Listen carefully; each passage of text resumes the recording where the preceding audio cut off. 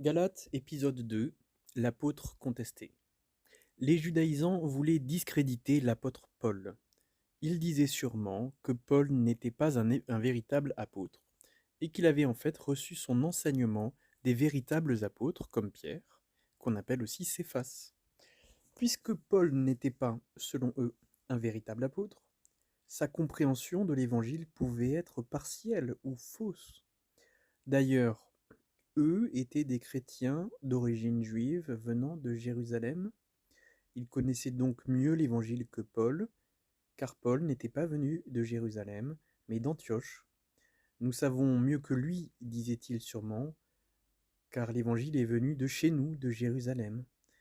Il disait probablement aussi que si Paul ne faisait jamais mention de la circoncision ou du sabbat, c'était pour plaire aux non-juifs et les attirer plus facilement vers le judaïsme.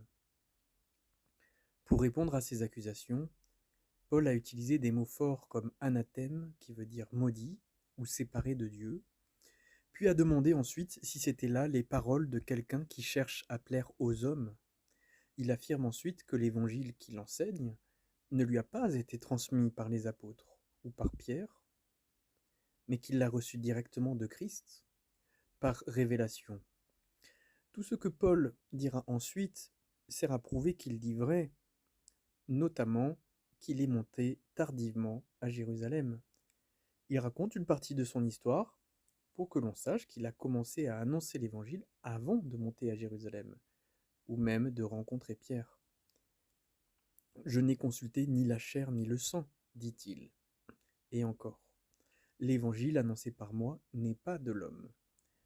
Par ces mots, il dit que sa capacité à enseigner l'évangile relevait d'une mission confiée par Jésus-Christ et non par des hommes.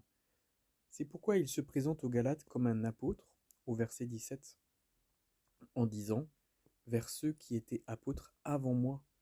Il se présente donc comme leur égal.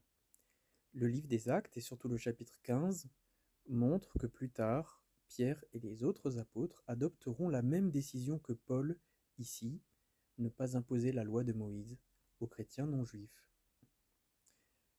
Quel encouragement pour nous de savoir que l'évangile que l'on trouve dans la Bible n'est pas une invention des hommes, que ce soit Paul, Jean, Pierre ou un autre, mais qu'ils l'ont reçu de la bouche de Christ. C'est pourquoi nous voulons nous attacher à cet évangile par lequel, seuls, nous pouvons être sauvés.